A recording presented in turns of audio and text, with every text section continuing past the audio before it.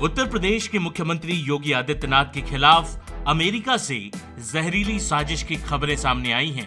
बता दें कि सीएम योगी को दावोस में होने वाले वर्ल्ड इकोनॉमिक फोरम में न्योता मिला है।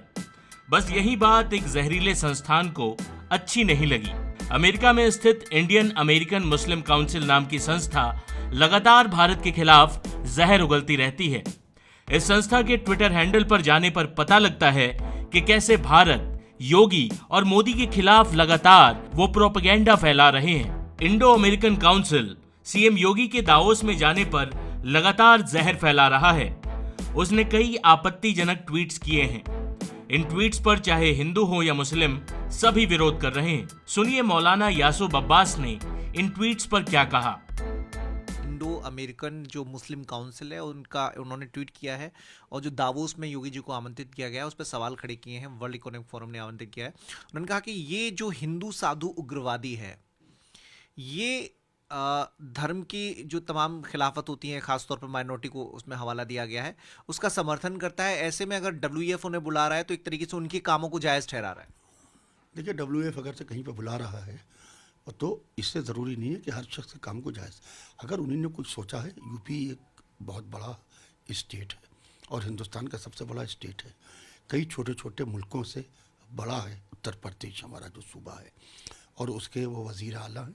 लिहाजा वो उनको बुला रहा है, उनके विचारधारा को समझेंगे वो वहाँ के ऊपर, और उनका line of action, way of working देखेंगे कि किस तरीके से काम करने का तरीका है।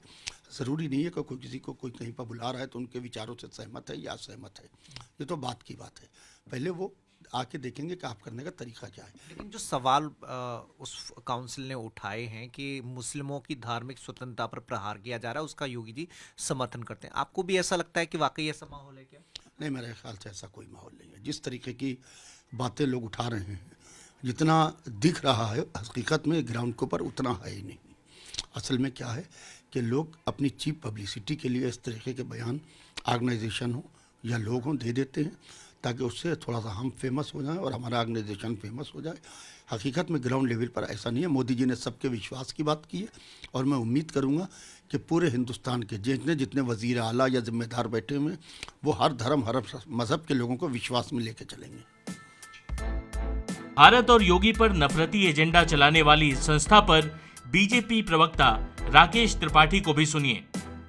कुछ लोग जानबूझ करके भारत की छवि खराब करने के लिए एक प्रोपेगेंडा के पॉलिटिक्स के तहत देश के कुछ नेताओं को बदनाम करने का प्रयास करते हैं। ऐसा ही एक फेक नैरेटिव प्रधानमंत्री नरेंद्र मोदी जी के खिलाफ पहले चलाया जाता था और अब उत्तर प्रदेश के मुख्यमंत्री योगी आदित्यनाथ जी को टारगेट करके एक फेक नैरेटिव गढ़ने का प्रयास किया जा रहा है। ऐसे लोग उत्तर प्रदेश आकर के देखें कि कैसे प्रधानमंत्री जी के सबका साथ, सबका विकास, सबका विश्वास और सबके प्रयास के मूल मंत्र पर आज विकास की योजनाओं में सबको शामिल किया जा रहा है। आज कानून व्यवस्था सुदृढ़ होने का सबसे ज्यादा लाभ अक़लियत को मिल रहा है। आज विकास की योजनाओं का सर्वाधिक लाभ आज मुसलमानों को मिल रहा है। ऐसे में ये फेक नैरेटिव जमीन पर असर नहीं करते। साफ है कि योगी आदित्यनाथ का बढ़ता हुआ कद कुछ नफरती एजेंडा चलाने वालों को रास नहीं आ रहा, लेकिन इस प्रोपेगेंडा थ्योरी पर कड़ी प्रतिक्रियाएं आ रही हैं। ऐसे में इस संस्था को भी मुश्किल दिन देखने पड़ सकते हैं। टाइम्स नाउ नव भारत डिजिटल की रिपोर्ट।